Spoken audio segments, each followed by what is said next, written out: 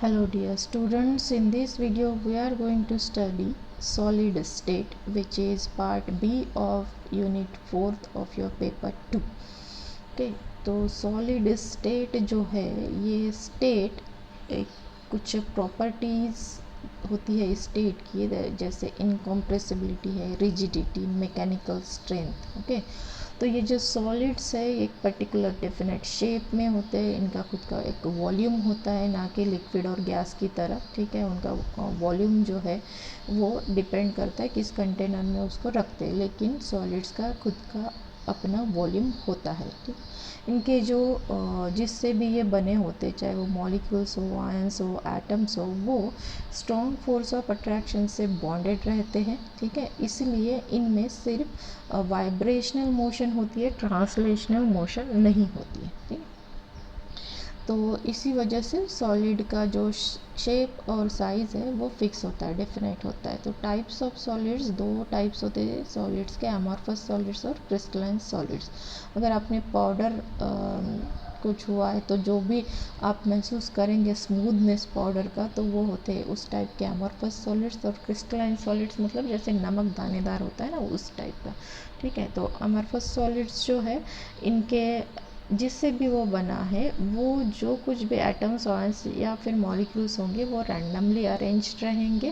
ठीक है, एक पर्टिकुलर ऑर्डर नहीं फॉलो करेंगे, एक पर्टिकुलर रेंज तक वो ऑर्डर फॉलो करते हैं, लेकिन उसके बाद में वो सारी अरेंजमेंट रैंडम हो जाती है. ठीक है, पाउडर्ड फॉर्म में होते हैं, कोई फिक्स ज्योमेट्री नहीं होती इनके क्रिस्टल्स की, और ये आइसोट्रोपिक होते हैं. आइसोट्रोपिक मतलब इनकी थर्मल कंडक्टिविटी, इलेक्ट्रिकल कंडक्टिविटी और रिफ्रैक्टिव इंडेक्स, इनकी वैल्यूज़ अगर हम अलग अलग डायरेक्शन में फाइंड आउट करें तो सारी वैल्यूज़ सेम मिलती है हमको, इसलिए ये आइसोट्रोपिक होते हैं. और इनका कोई भी शार्प मेल्टिंग पॉइंट नहीं होता. अगर आप शुगर को मेल्ट करेंगे तो within range of some temperature values वो शुगर मेल्ट होगी, एक पर्टिकुलर मेल्टिंग पॉइंट उसका नहीं होता है. लेकिन क्रिस्टलाइन सॉलिड्स जो है उनका एक पर्टिकुलर शार्प मेल्टिंग पॉइंट होता है. ये क्रिस्टलाइन फॉर्म में होते हैं, इनके मॉलिक्यूल्स, एटम्स, ये सारे एक फिक्स्ड मैनर में अरेंज होते हैं. ठीक है, और ये इसीलिए उनकी एक फिक्स ज्योमेट्री होती है. एनासोट्रोपिक होते हैं, मतलब अलग अलग डायरेक्शन में इनके रिफ्रैक्टिव इंडेक्स की, थर्मल कंडक्टिविटी की या फिर इलेक्ट्रिकल कंडक्टिविटी की वैल्यूज़ अलग अलग मिलेंगे. ठीक है, सेम नहीं रहेंगे.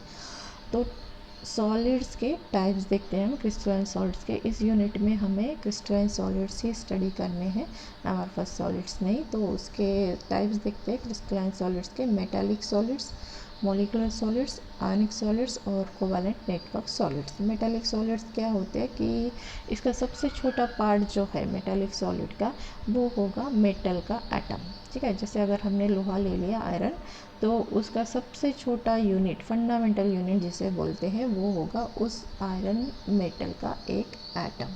ओके, मॉलिक्यूलर सॉलिड्स में सबसे छोटा यूनिट मतलब फंडामेंटल यूनिट होगा एक मॉलिक्यूल. जैसे अगर कार्बन डाइऑक्साइड को हमने कंडेंस्ड कर लिया तो ड्राई आइस बन जाता है, मतलब वो एक सॉलिड बन जाता है. तो उसका सबसे छोटा यूनिट कार्बन डाइऑक्साइड का एक कंप्लीट मॉलिक्यूल होगा, जिसमें कि कार्बन का एक एटम और ऑक्सीजन के दो एटम आएंगे. ठीक है, आयनिक सॉलिड्स, आयनिक सॉलिड्स में सबसे छोटा यूनिट जो होता है वो सॉलिड जिन आयन से बना हुआ होता है. जैसे NaCl अगर हमने ले लिया तो दो आयन से, उसमें सोडियम का आयन और क्लोरीन का आयन. ठीक है, तो ये आयंस उसके फंडामेंटल यूनिट हो जाते हैं. कोवैलेंट नेटवर्क सॉलिड ये जो है ये कंप्लीट एक जियांट मॉलिक्यूल उसका होता है. और जैसे अगर डायमंड का एग्जांपल हम ले लें तो डायमंड कैसे, ये कार्बन हो गया, ये इसके टेट्राहेड्रल ज्योमेट्री में दूसरे कार्बन से जॉइन रहेगा, सिर्फ कार्बन होते हैं उसमें इस तरीके से.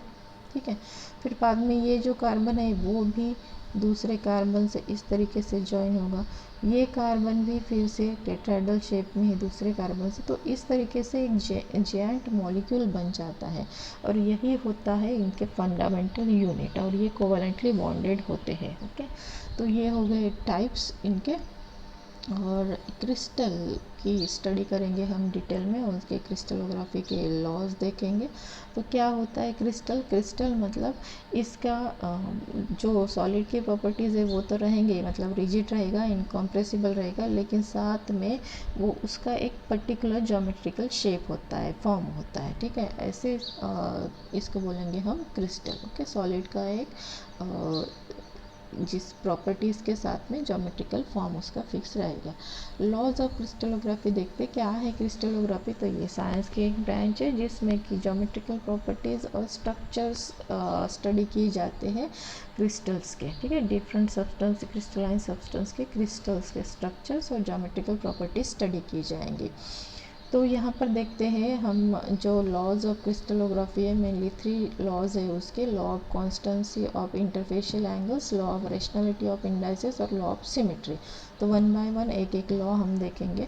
फर्स्ट देखते हैं law of constituency of interfacial angles. तो इस लॉ के अकॉर्डिंग अगर कोई भी क्रिस्टल, मतलब सेम सब्सटेंस का अगर हम क्रिस्टल ले लेंगे, ठीक है, तो उन क्रिस्टल के शेप्स डिफरेंट हो सकते हैं, लेकिन जो उनके एंगल्स है, ओके, मतलब अगर फेसेस के साइज़ अलग हो गए तो क्रिस्टल का शेप भी डिफरेंट हो जाएगा, लेकिन उनके एंगल्स जो है करस्पॉन्डिंग फेसेस के बीच में वो कांस्टेंट रहेंगे। तो क्या स्टेटमेंट है इसका? The crystals of same substance में हैव डिफरेंट शेप अलग अलग हो सकता है। एक ही सब्सटेंस के क्रिस्टल का शेप अलग अलग हो सकता है। वो किस पर डिपेंड करेगा? फेस की साइज़ पर, लेकिन उनके बीच का एंगल सेम रहेगा। देखते हैं डायग्राम से आपको ये क्लियर हो जाएगा। जैसे ये है, यहाँ पर देखिए ये हेक्सागोनल है, ठीक है, ये भी हेक्सागोन, ये भी हेक्सागोन और ये भी हेक्सागोन, लेकिन इनका जो शेप है वो अलग अलग है। लेकिन इस हेक्सागोन में जो भी एंगल्स होंगे वो हर एंगल सेम डिग्री का रहेगा। ओके, तो ये है first law, that is the law of constituency of interfacial angles. Second law जो है वो देखते हैं हम, that is the law of rationality of indices, ठीक है। तो रेशनलिटी ऑफ इंडाइसेस, इसमें क्या बोला गया है? तो ये लॉ कहता है कि all the faces of crystal lattice cut the given axis at different position which are the integral multiples of unit plane.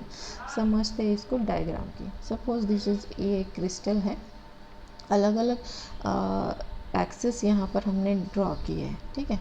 अब ये जो एक्सिस है, इन एक्सिस से आप यहाँ तक का डिस्टेंस, ये ओरिजिन है इसका, और ये जो डिस्टेंस है ये यहाँ से इस एक्सिस पर यहाँ तक का, इस तरीके से, तो ये इसके यूनिट डिस्टेंसेस हो गए, ठीक है। सपोज़ ये एक की वैल्यू समझ लीजिए 1 mm की है, ऐसा 1 mm बहुत लार्ज हो गया, लेकिन फिर भी समझने के लिए इसको लेते हैं हम, ए की वैल्यू 1 mm है। तो ये कंप्लीट जो लेंथ होगी यहाँ तक की, पी तक की, जहाँ तक कि वो क्रिस्टल है, तो वो उसके यूनिट के मल्टीपल्स में होगी। मतलब अगर वो 10 mm की है तो क्या हो गया फिर मल्टीपल्स में 10 इंटू 1, ये 1 mm और ये मल्टीपल्स हो गया 10 का, ठीक है। उस टाइप में ये रहेंगी। तो ये जो कंप्लीट लेंथ है, अगर इसको हम L कहें, ठीक है, तो ये कितना रहेगा? L इंटू ए टोटल, ओके, मतलब 10 हो गया तो 10 इंटू 1, इस तरीके से। तो ये जो है इनके बीच में एक पर्टिकुलर रेशो रहता है। तो क्या हुआ इसके अदर वर्ड्स में, अगर इस लॉ को देखें तो ratio between the intercepts on the axis for the different phases of crystal, okay, and this can be expressed in rational numbers. इसको इस तरीके से समझते हैं कि अगर ये जो लिया हमने, ठीक है, ये लेंथ हमने ली थी ए, बी और सी, ठीक है, तो ये तीनों लेंथ है, यहाँ से लेके ओ ए, ये ए हुई, ये बी हुई और ये सी हुई, और इस कंप्लीट लेंथ को एल कहा, इसको एम कहा और इसे एन कहा, ठीक है। तो ये क्या हो गई ओ पी, ये जो है ये यहाँ पर हो गई जो ओ आर एम, और ओ क्यू ये एन, ठीक है। तो इसके जो इक्वेशन बनेगा वो इस तरीके से बनेगा, ठीक। तो क्या हुआ? ओ पी की value L into A, O Q की value M into B, O R की एन इंटू सी। तो अगर इनका रेशो हम ले तो हमें वैल्यूज़ मिलेगी L, M और N की। और ये जो है ये सिंपल इंटीग्रल होल नंबर हो सकते हैं या फिर फ्रैक्शंस ऑफ होल नंबर हो सकते हैं। Okay, so laws of symmetry third law है। तो इसका क्या कहना है कि all the crystals of same substance possess same elements of symmetry. तो अगर सेम सब्सटेंस के हम कितने भी क्रिस्टल्स ले लें तो हर एक क्रिस्टल की जो एलिमेंट ऑफ सिमेट्री रहेंगे वो सेम रहेंगे। अब ये एलिमेंट ऑफ सिमेट्री क्या होता है तो उसे डिटेल में देखेंगे हम क्या होते हैं एलिमेंट्स ऑफ सिमेट्री। तो पहले तो एलिमेंट्स ऑफ सिमेट्री के टाइप्स देखते हैं। Plane of symmetry, axis of symmetry, centre of symmetry. Okay, axis of symmetry को लाइन ऑफ सिमेट्री और सेंटर ऑफ सिमेट्री को पॉइंट ऑफ सिमेट्री भी बोला जाता है। तो वन बाय वन इसे देखते हैं। प्लेन ऑफ सिमेट्री क्या होता है तो ये एक इमेजिनरी प्लेन होता है जिसे हम क्रिस्टल में से, जैसे ये एक फंडामेंटल यूनिट हो गया किसी क्रिस्टल का, ठीक है, क्यूबिकल स्ट्रक्चर, तो उसमें से ये प्लेन डाल दिया, ये वाला जो प्लेन दिख रहा है आपको, ये प्लेन यहाँ पर डाल दिया गया है। तो ये प्लेन डालने के बाद में इस स्ट्रक्चर के दो पार्ट बन गए। ये दोनों पार्ट एकदम एक जैसे हैं, मतलब मिरर इमेजेस है एक दूसरे के। तो ये प्लेन जो हो गया वो हो गया प्लेन ऑफ सिमेट्री। सिमेट्री मतलब सेम दिखेगा दोनों तरफ, तो इसको बोलेंगे हम प्लेन ऑफ सिमेट्री। तो एक ऐसा प्लेन जिसे आपको उस क्रिस्टल में डालने के बाद में उस क्रिस्टल के जो दो पार्ट करेगा वो एग्जैक्टली सिमिलर रहेंगे, मिरर इमेजेस रहेंगे, ठीक है। तो ऐसे प्लेन को बोलते हैं प्लेन ऑफ सिमेट्री। ओके, तो ये जैसे यहाँ पर दिखे आपको, ये क्यूबिकल स्ट्रक्चर है, यहाँ पर ये एक प्लेन डाला गया, ये दूसरा प्लेन, यहाँ से भी अगर प्लेन डाल देंगे इस फेस में से और ये फेस में से तो भी इन दोनों के सेम पार्ट्स बनेंगे। तो ये होते हैं इनके प्लेन ऑफ सिमेट्री। ओके, अब देखते हैं दूसरा axis of symmetry. Axis of symmetry मतलब एक ऐसी इमेजिनरी लाइन जिसे अगर क्रिस्टल में से हम डाल दें तो क्रिस्टल को अगर 360 डिग्री से रोटेट करेंगे तो वो कितनी बार सेम टाइप का क्रिस्टल हमको दिखेगा, ठीक है, उसको बोलते हैं एक्सिस ऑफ सिमेट्री। मतलब फॉर एग्जांपल जैसे यहाँ पर ये एक एग्जांपल है, ठीक है, इस एग्जांपल में, ये ट्रायड के एग्जांपल में देखिए, ये इसके एकदम से सेंटर में से ये लाइन डाली गई है, ठीक है। तो इस लाइन के अलोंग अगर रोटेट करेंगे इस क्रिस्टल को तो क्या हो जाएगा, ये 360 डिग्री में हम रोटेट कर रहे हैं समझ लीजिए। तो क्या हो जाएगा, इस तरीके से रोटेट करेंगे तो ये जो पॉइंट है यहाँ पर आएगा, ये वाला पॉइंट यहाँ पर आएगा, ये वाला पॉइंट यहाँ पर आएगा। लेकिन वो सेम डायग्राम हुई क्या, जैसे ये दिखती है वैसे हो जाएगी नहीं, ठीक है। तो फिर से उसको रोटेट करेंगे, फिर से रोटेट करने के बाद में क्या हो जाएगा, फिर ये यहाँ पर जो था, यहाँ का पॉइंट यहाँ पर आएगा, यहाँ पर जो था वो यहाँ का जो था वो यहाँ पर आ जाएगा और यहाँ का जो था वो यहाँ पर आ जाएगा। मतलब ये पहले वाली जैसी डायग्राम है वैसे ही हमको वो दिखेगा, ठीक है। तो कितना रोटेशन किया हमने, एक पहले रोटेशन पर हमको ये मिली, फिर अगर उसको यहाँ तक रोटेट करेंगे तो फिर वैसे ही मिलेगी, तो फिर से अगर रोटेट करेंगे तो ओरिजिनल पोजीशन में आ जाएगा। तो ये 3 बार रोटेट करने पर अपने ओरिजिनल पोजीशन में आती है, ठीक है। और दो मतलब सेम डायग्राम हमको दिखेगी जब हम उसको रोटेट करेंगे फर्स्ट टाइम, तब वो सेम दिखेगी जैसे पहले थी वो वैसे ही। फिर सेकंड टाइम अगर उसे रोटेट करते हैं तो वो यहाँ पर जब आएगा वो पॉइंट, ये वाला पॉइंट जो है वो यहाँ पर आ जाएगा, तो उस टाइम भी वो सेम दिखेगी। और फिर थर्ड पार्ट में वो यहाँ से ओरिजिनल पोजीशन पे अपने आ जाएगा। तो ये ऐसे जब हम 360 डिग्री से रोटेट करेंगे, ठीक है, इस रोटेशन को जो है इसे फोल्ड बोलते हैं, ठीक है। तो मतलब ये 3 फोल्ड हो गया, 3 बार रोटेट करने पर वो अपने ओरिजिनल पोजीशन में आ रहे हैं। तो ये एक्सिस जिसके अलोंग में हम उसको रोटेट करने पर उसके सिमिलर सेम अपीयरेंस वाले हमको ज्योमेट्रीज मिलते हैं, उसको बोलते हैं एक्सिस ऑफ सिमेट्री या फिर लाइन ऑफ सिमेट्री। ओके, एक कंप्लीट रोटेशन में जितनी बार हमें उसके सेम अपीयरेंस मिलेंगे कि वो हो जाते हैं उसके फोल्ड, तो इसलिए इसको ट्राईफोल्ड, 3 फोल्ड बोलेंगे और या फिर ट्रायड बोलेंगे। ये 2 बार ही सेम तरीके से अपीयर होगा तो उसको बोलेंगे डायड। तो जितनी बार होता है उस हिसाब से उसका नाम चेंज होगा, ठीक है। सेंटर ऑफ सिमेट्री क्या होता है? ये एक ऐसा पॉइंट है जहाँ से उस पॉइंट से अगर आप कोई लाइन ड्रॉ करते हैं तो वो जैसे ये पॉइंट है, यहाँ से अगर आप इस डायरेक्शन में आएंगे तो जितना डिस्टेंस आपको इस पॉइंट तक आने के लिए लगेगा उतना ही वहाँ से अगर उसके अपोजिट डायरेक्शन में जाएंगे तो उतना ही डिस्टेंस आपको लगेगा। ठीक है, तो ये पॉइंट हो गया सेंटर ऑफ सिमेट्री। अगर कोई सिमेट्रिकल डायग्राम है तो हर सिमेट्रिकल डायग्राम के लिए एक सेंटर ऑफ सिमेट्री होता ही है, ये आपको पता होना चाहिए। ठीक है, तो ये हो गया सेंटर ऑफ सिमेट्री। तो इन सारों को अगर हम मिला दें, मतलब plane of symmetry, axis of symmetry, centre of symmetry, तो ये हो जाते हैं एलिमेंट्स ऑफ सिमेट्री। और हमारा जो थर्ड लॉ था वो क्या कहता है कि सेम सब्सटेंस के आप क्रिस्टल ले लेंगे तो हर एक क्रिस्टल के एलिमेंट्स ऑफ सिमेट्री सेम रहेंगे। ओके, ठीक है, तो देखते हैं कैसे।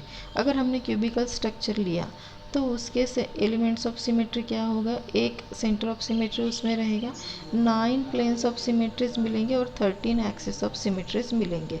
तो टोटल हो जाएंगे 23 एलिमेंट्स ऑफ सिमेट्री एक क्यूबिकल क्रिस्टल में। तो जो total number of planes, point और एक्सिस ऑफ सिमेट्री जो भी क्रिस्टल की होती है उन सबको मिला के बोलते हैं elements of symmetry of that crystal. तो कैसे ये मतलब 9 प्लेन्स ऑफ सिमेट्री कहाँ से आ गए? देखिए यहाँ पर एक दिखाती हूँ मैं आपको कुछ डायग्राम्स। ये है, ठीक है। अब इसमें ये जो प्लेन है, ये प्लेन जैसे इस में से डाला गया है इस क्यूबिक क्रिस्टल में से, तो इस प्लेन की वजह से इस क्रिस्टल के 2 इक्वल पार्ट हो गए। ठीक है, तो ये एक प्लेन ऑफ सिमेट्री बना, टोटल 9 थे ना, तो ये एक हो गया।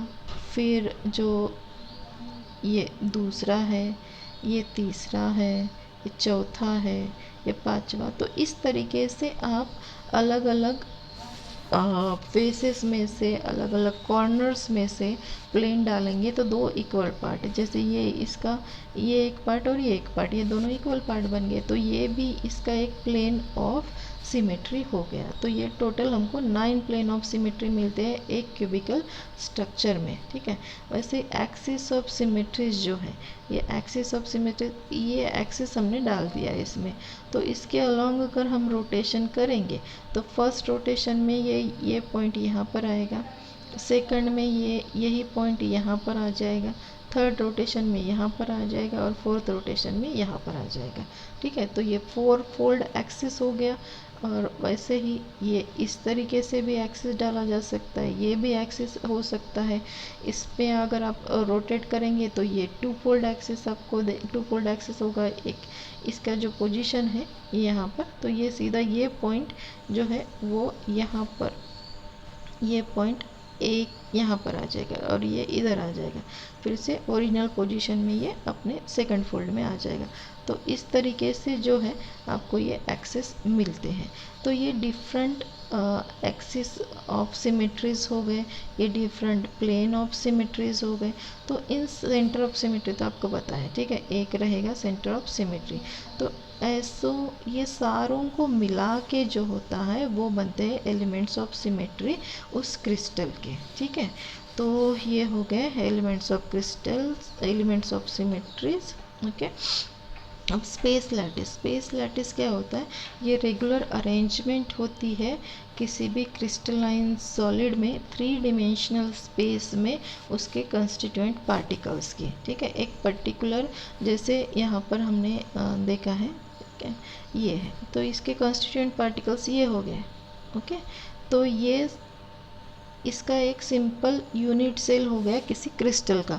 अब वैसे ही नेक्स्ट इसमें क्या हो जाएगा, इधर से दूसरा जो है ये इस तरीके से दूसरा जॉइन हो जाएगा इसको। ओके, तो ये इसके बीच में फिर ऐसे इस तरीके से जॉइन होते जाएंगे। ये नेक्स्ट इसमें ये यहाँ पर इस तरीके से, ठीक है, यहाँ पर एक मॉलिक्यूल हो जाएगा, फिर इन दोनों के बीच में ये इस तरीके से जुड़ते जाएंगे। और ये जैसे इधर भी अगर बना लिया हमने ऐसा, ये यहाँ पर आ जाएगा तो ये जोड़ेगा, ये इसको जोड़ेगा, ये इधर जुड़ जाएगा, ये इधर जुड़ जाएगा। तो इस तरीके से जॉइनिंग से क्या हो जाएगा, वो बनेगा स्पेस लैटिस। ओके, तो एक दूसरे से वो इस तरीके से जुड़ते जाएंगे। और इसका सबसे छोटा पार्ट जो होगा उसे हम बोलेंगे यूनिट सेल। और ये यूनिट सेल एक दूसरे के साथ जुड़कर वो 3 डिमेंशनल जो डायग्राम बनती है या फिर 3 डिमेंशनल जो स्ट्रक्चर बनता है उसे बोलेंगे स्पेस लैटिस। ओके, तो यूनिट सेल क्या हुआ, स्मॉलेस्ट रिपीटिंग यूनिट, मतलब जो रिपीट हो रहा है, सबसे छोटा पार्ट जो बार बार रिपीट होके एक जायंट स्ट्रक्चर बन रहा है जिसे हम स्पेस लैटिस बोलते हैं, वो हो गया यूनिट सेल। ओके, तो ये है आपका सॉलिड स्टेट का इंट्रोडक्टरी पोर्शन ही समझ लीजिए इसको।